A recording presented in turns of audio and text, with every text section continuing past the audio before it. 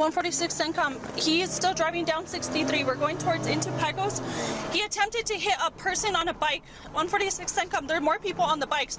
I'm gonna hit him head on.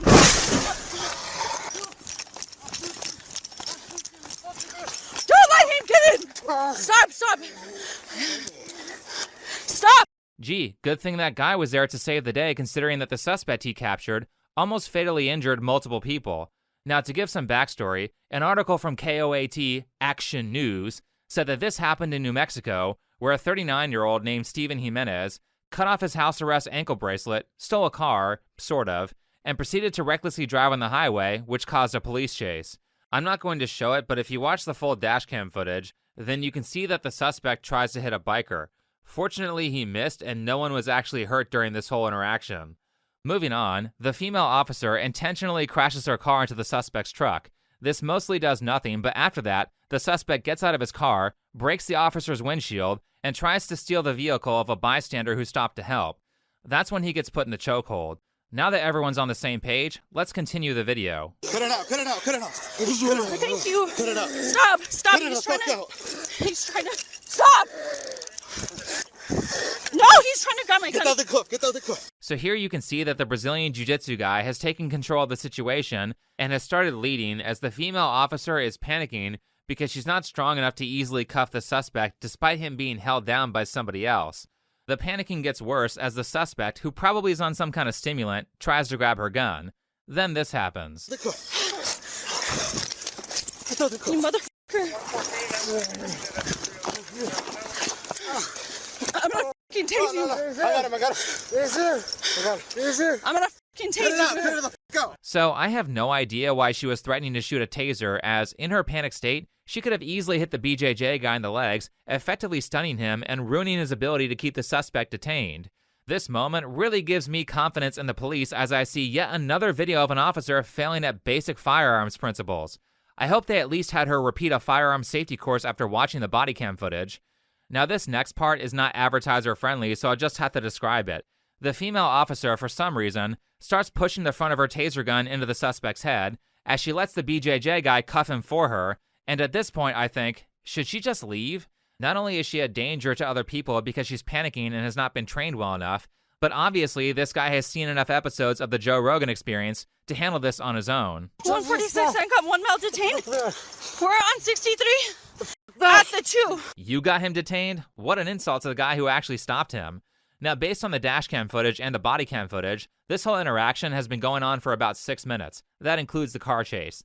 Finally, another officer shows up to help her. He took my unit. Punching it. Shut up. I checked him for weapons, man. Hold up. Yeah, I'm pregnant, so I need to... What the hell? Did I hear that correctly? Surely I must have had a momentary stroke, because there's no universe where she just said what I think she said. I have to hear that again. I checked him for weapons, man. Hold up. Yeah, I'm pregnant, so I need to... Someone has to be fired for this. Why in the hell is a pregnant female officer on the front lines? It's already bad enough that she was too physically weak to detain the guy, but who in the hell okayed a pregnant woman for active duty and to work by herself?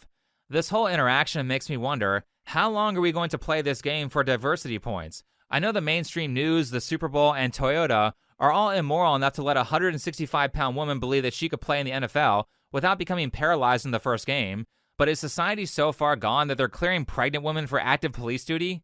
Do we all need a lecture on sexual dimorphism? I mean, do these people have any empathy for how scary it must be for like a 5'3", 125-pound pregnant woman to have to, by herself, detain a possibly 6', 190-pound guy coked out of his mind? Because events like that are always a possibility, even if most of the time cops are just handing out traffic tickets. All these DEI people who cry misogyny every 10 seconds must not like women, because nobody would put a woman in a situation like that unless they hated them.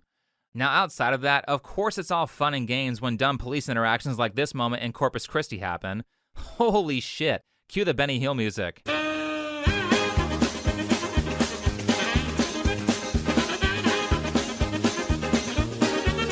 The guy filming just laughs. This woman is doing a light jog and the officer still can't catch up to her. It's not even a challenge. Someone on Twitter said that she should have circled back for her purse. So it's all fun and games when really dumb stuff like that happens, but there are also plenty of more serious situations that aren't funny.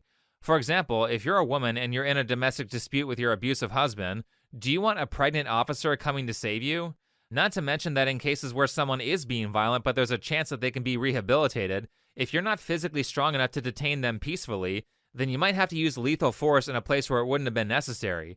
So you would think after seeing videos like this that police departments would be looking to increase standards for hiring, maybe consider having women do desk jobs or some sort of investigative work that's not physical, because, women are vastly weaker than men on average. It takes a strong woman to outclass an average man in strength.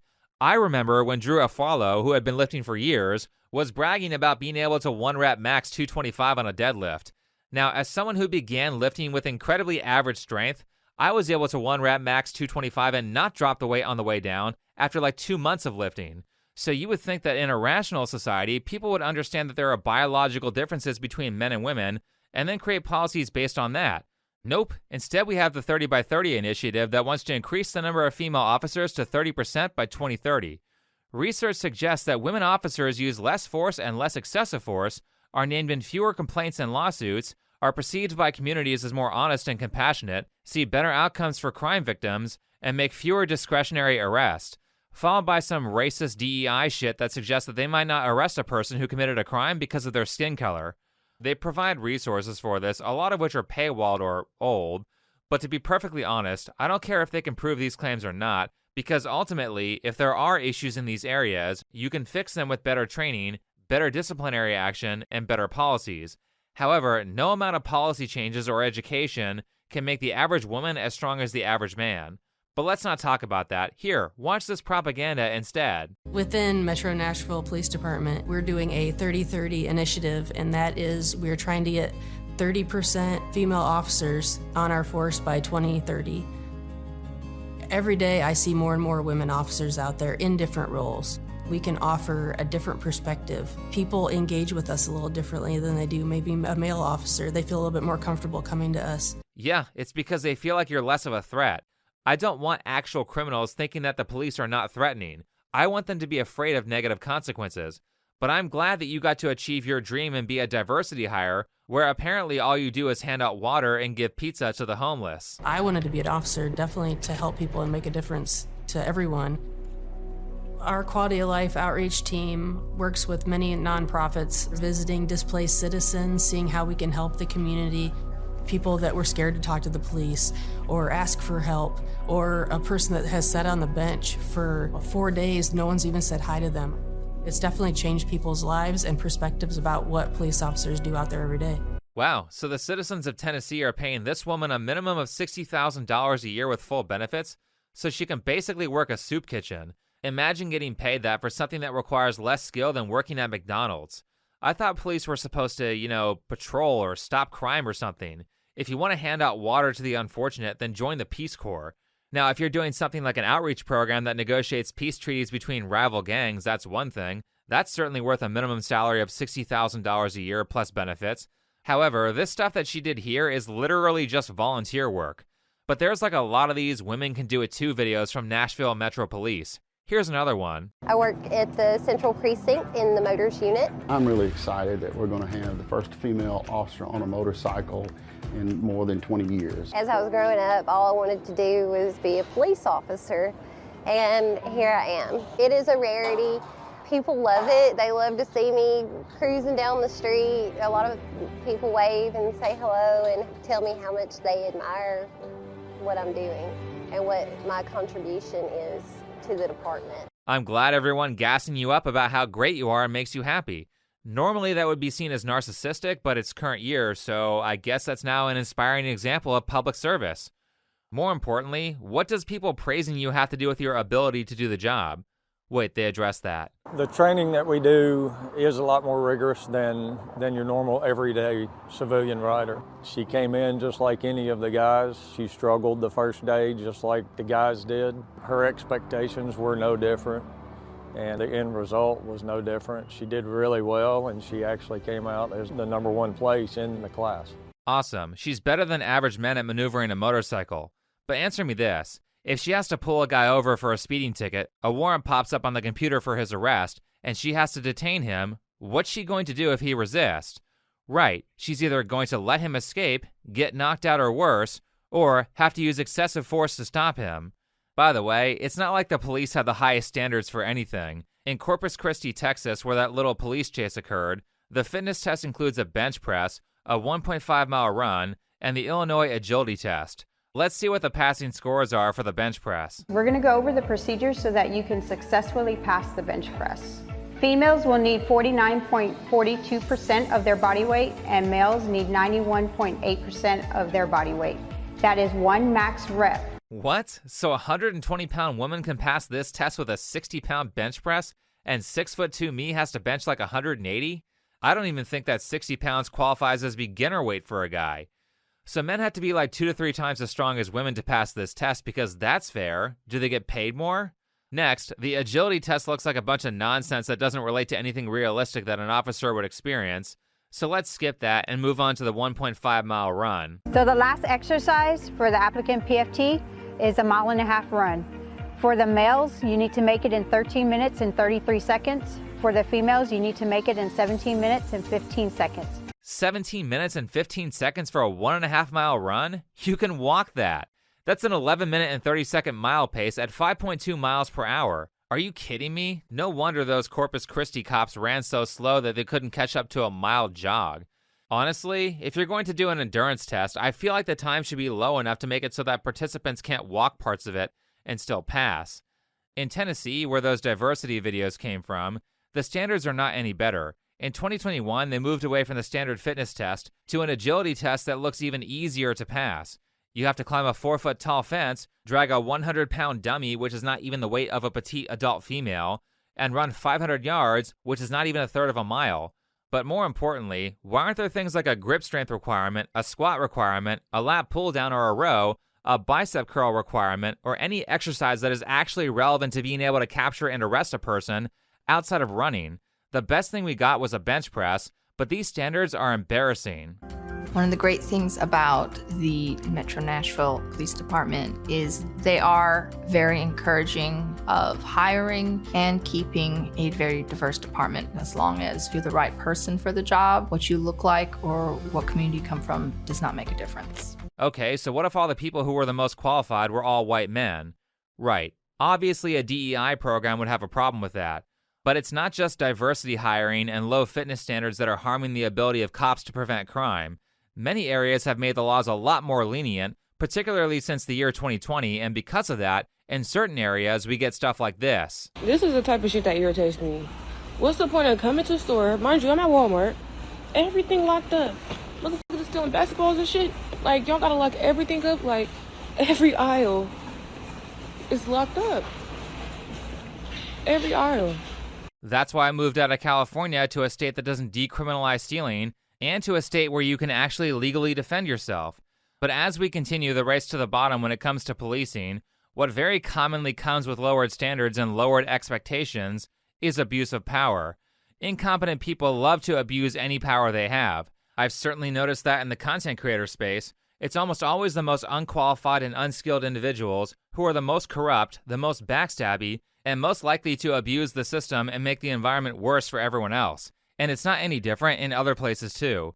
For example, in this police encounter, a guy got pulled over for a window tint violation and for not having a front license plate in California. He informed the police that he had a firearm in the trunk, while also verbally expressing that he was unhappy about being detained for issues that he was already recently cited for.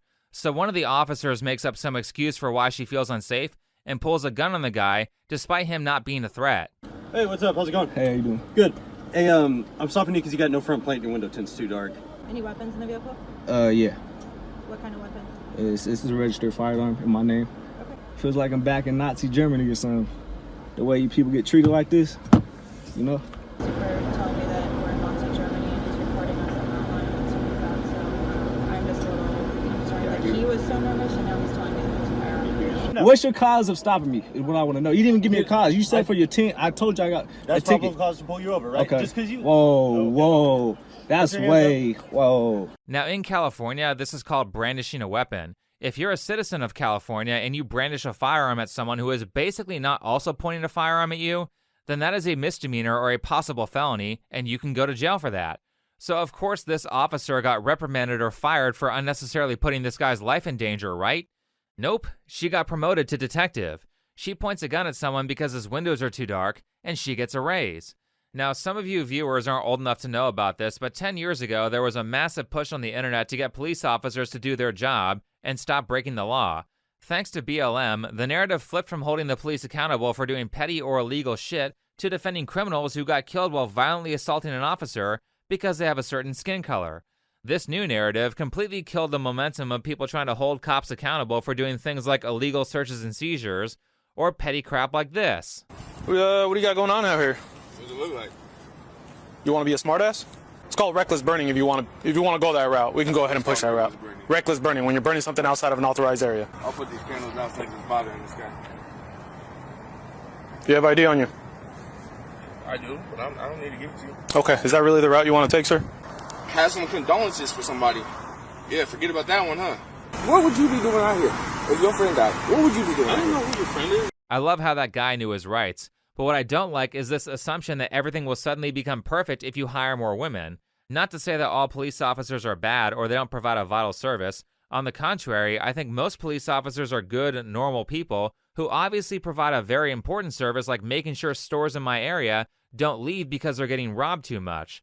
But at the same time, let's not pretend that there aren't long-running issues with corruption in the police force, as well as many different policies and training practices that are designed to teach officers to step all over everyone's rights. Hiring more women isn't going to fix that. Women can be just as corrupt as men. Is your camera on? It is.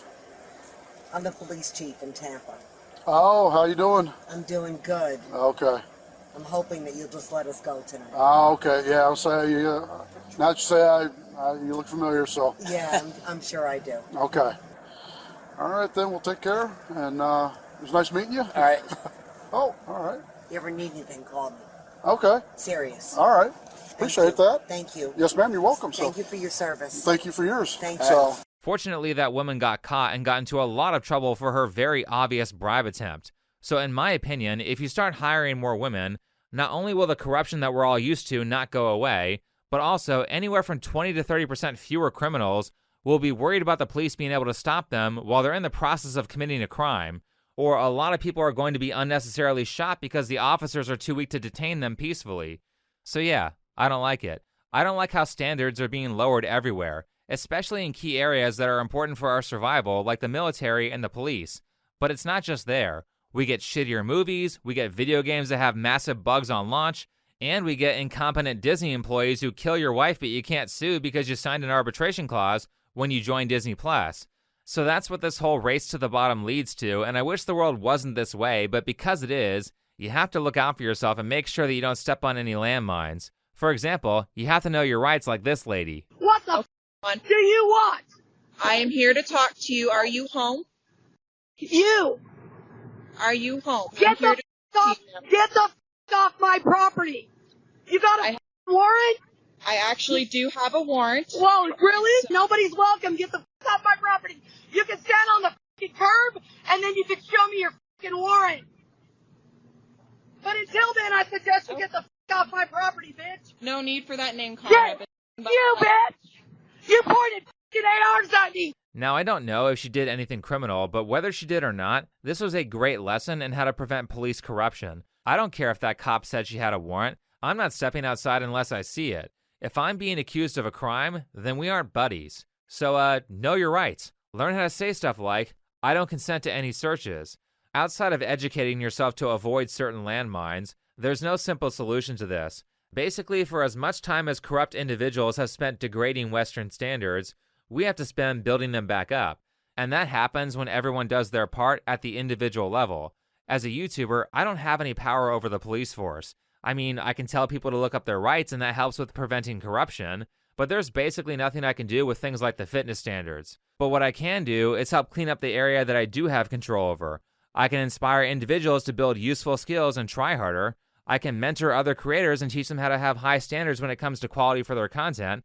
And I can cause reputation damage to people who do terrible research, like Ethan is online.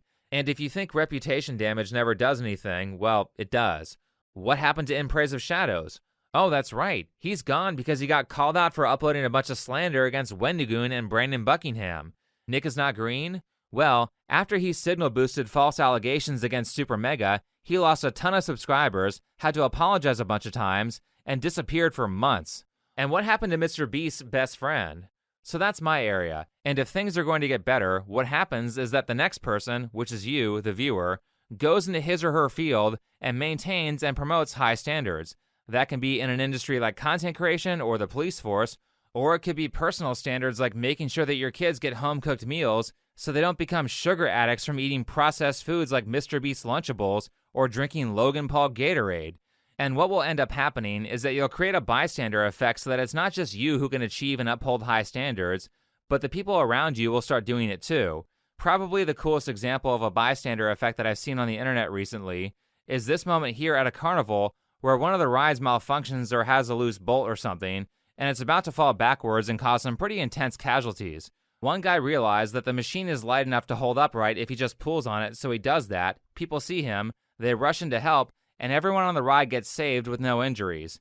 Now, things don't always have to be this dramatic, but I really do think that average people can help others just by believing they can do something difficult and then acting on it. Anyway, thanks for watching, follow me on Twitter, and I'll see you in the next video.